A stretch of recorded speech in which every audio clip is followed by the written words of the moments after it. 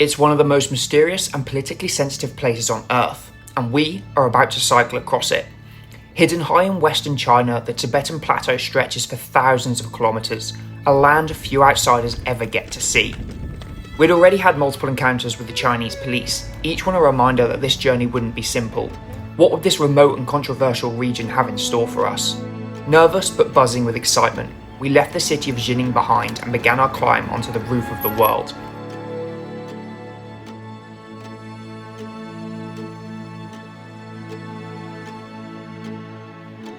China was full of surprises.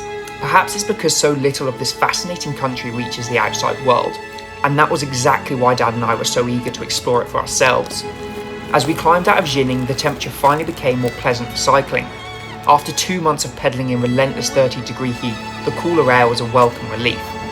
The climb was slow, but we didn't mind. We took our time soaking in the sweeping views of the valley below, where Tibetan influences were gradually beginning to emerge.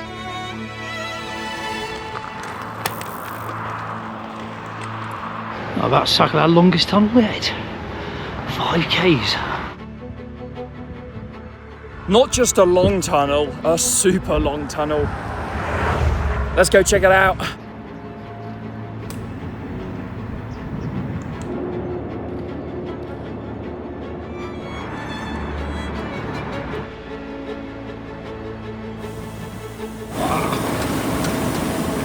That's great. And all of a sudden it's sunny. One thing that has truly stood out in China is the sheer size and scale of their infrastructure projects. We were entering one of the most remote parts of the country, yet the roads were immaculate, carved seamlessly into the rugged terrain. As we descended, the landscape around us changed. Suddenly, we were cycling through a stunning red rock canyon.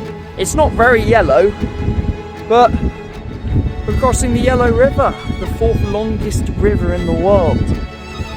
It's more green than yellow. Call it the Green River. Yeah, it's pretty impressive.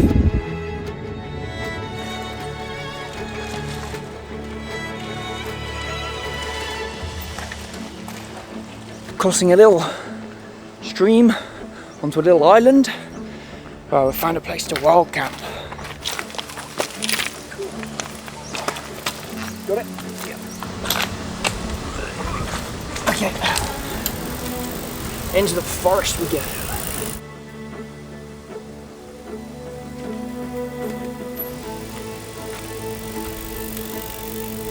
Apart from the trash, how's this? Perfect. Got this spot for the tent. Perfect, nice and flat.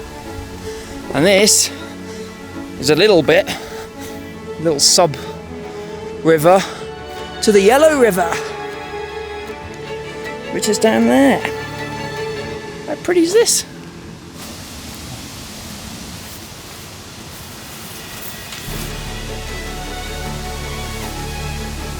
Tent assembled. Now we're getting on with some food. Dad's cooking, as usual, so that's his job. What you got? We've got spicy tuna sweet corn pasta. Nice. Looking forward to that. Made from the Yellow River. With Yellow River water. It wasn't very yellow. It's more brown. Thanks, Dad. Yummy.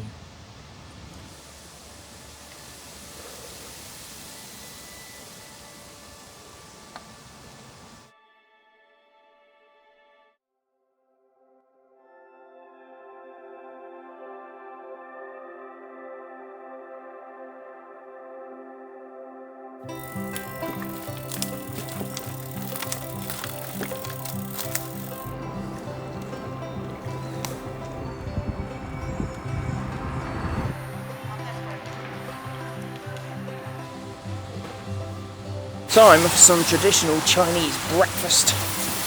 Let's go see what they've got.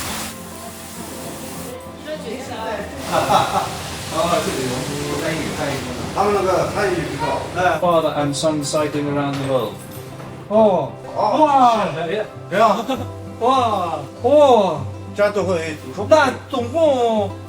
How many kilometers have you ridden now? Oh, about 9,000.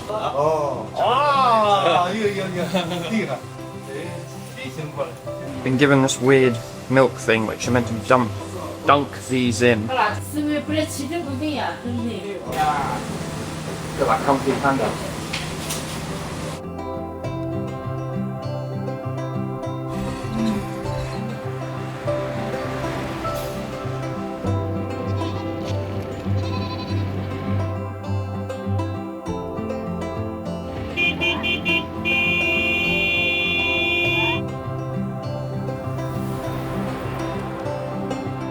Just pushed up to 3,000 meters of elevation again, 1,000 meters of climbing in for the day. But the view up here is pretty impressive. They're building a whole new road, just like they are in so many other parts of China. Seems half the roads we're riding on have got construction sites all the way along them. But the traffic is pretty light, which is good. And the views are impressive, so not going to complain too much.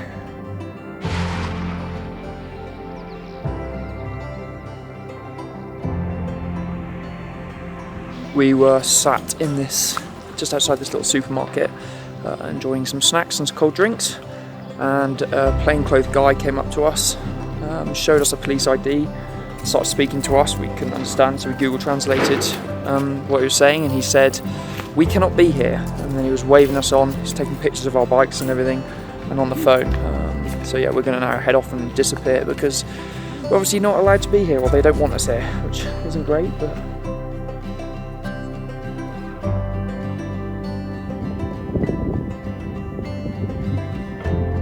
Ooh, 1,800 meters of climbing.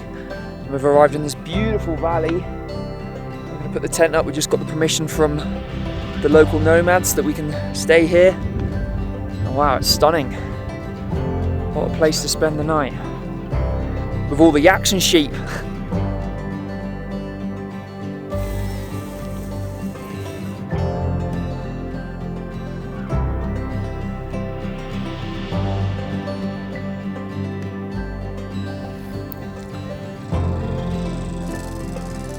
Just saying, my son and I cycled here from England.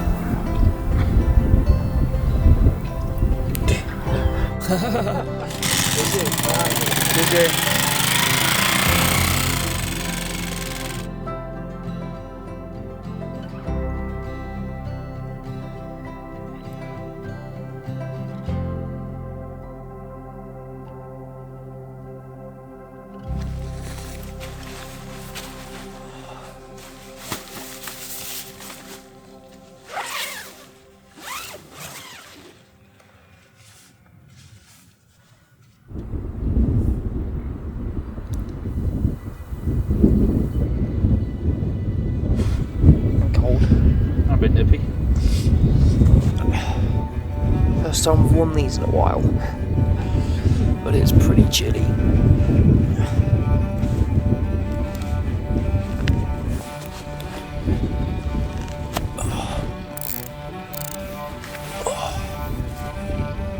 We packed up camp, still half asleep after a restless night battling the winds. I guess sleeping in incredible places like this does come with its downsides, but it wasn't going to dampen our spirits. We were enjoying the remoteness and beauty of where we were.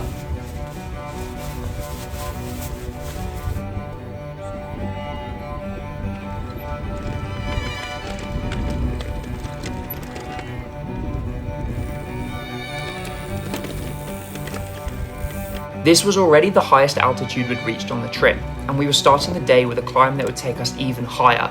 Even though our bodies had started to acclimatise over the past week, the air was noticeably thinner, and every pedal stroke up toward nearly 4,000 metres felt harder than usual.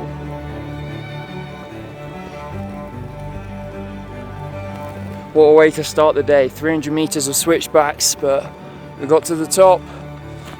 This cool Tibetan flag thing. I need to figure out what the name of this is, but yeah, it's beautiful up here. Fortunately, the wind is coming from the valley we're about to cycle down. Hopefully it's not too bad. It doesn't affect the downhill too much, but yeah. Wow, this place is beautiful. Super cloudy, but doesn't take away from this place. It's stunning.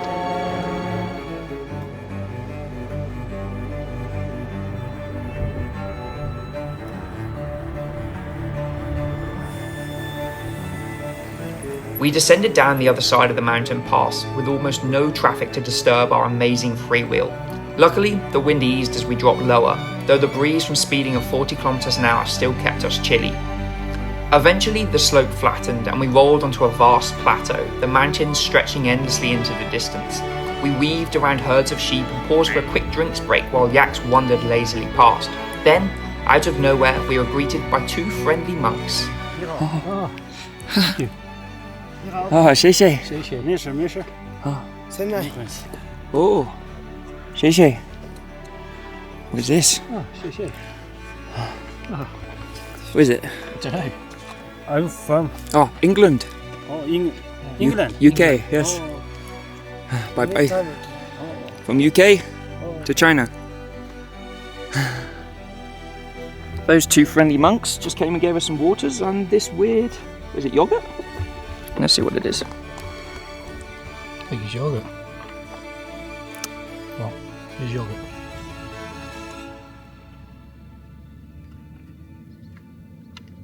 That's alright. Oh really? Yeah.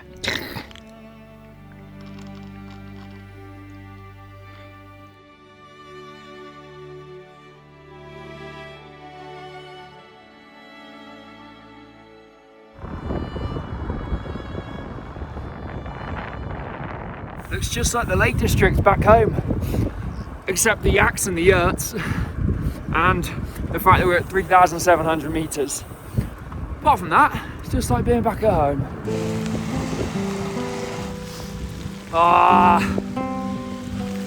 It looks like it's pretty set in for a while as well. This isn't good.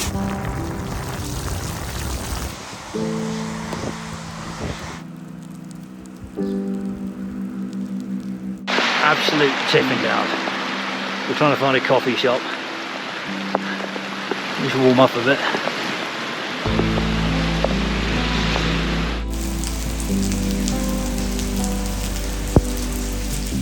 If we do carry on to where we're supposed to go today, on the basis that we do find a campsite, we're going to be soaking wet through when we get there. And we're going to be miserable for the whole day, and cooking is going to be, because we ain't cooking inside the tent, so we'll kick off tomorrow in a pretty bad way.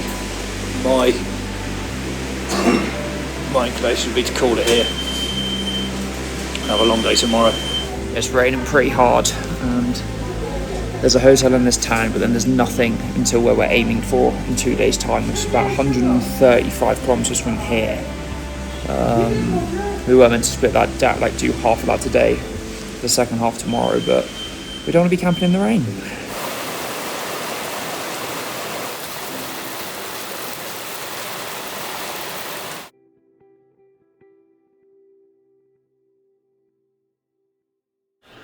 We made a big mistake yesterday and didn't put our full water gear on before it rained.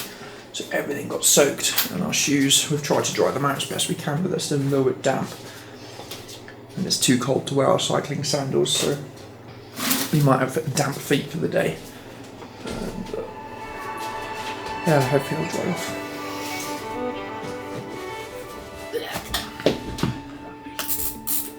Damp.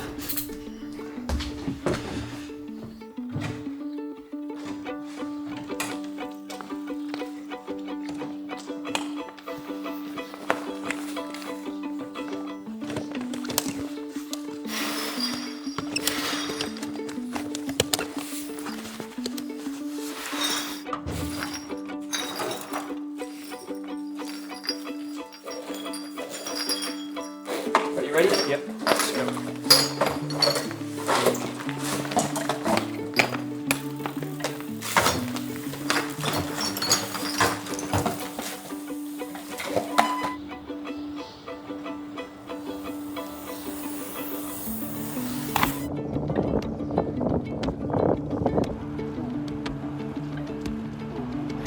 We go through 3 provinces today. Do we? Yeah. This one, however you say it, King Hao. That's the one. Back into Gansu for a bit. And then into Sichuan. Our 4th Sichuan. province. Marvellous. After just about drying out from the day before, we left the small town of Henan and continued south through a beautiful remote valley. It felt incredible to be in a part of China that so few people ever get to see. Just us, the open road, and endless mountain views. In the West, we usually only see China through images of huge megacities and sprawling urban life, so being out here showed us a completely different side of the country. We'd now been in China for 3 weeks, and it was already clear that this was one of the most diverse and fascinating countries in the world, and we'd barely scratched the surface. That thought filled us with excitement for what was still to come on this journey through China.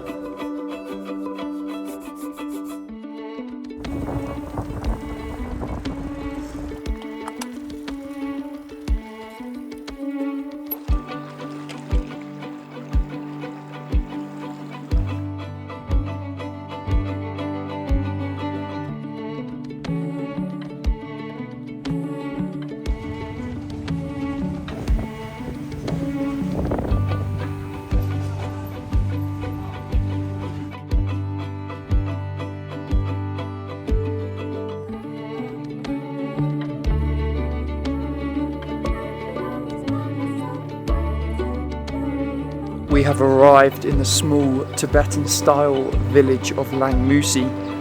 It's got a monastery, it's really pretty. Only problem is, it's extremely busy with tourists. But we're gonna stay here for 2 days and explore, see what there is to see, get some work done and get some rest before we crack on to Chengdu.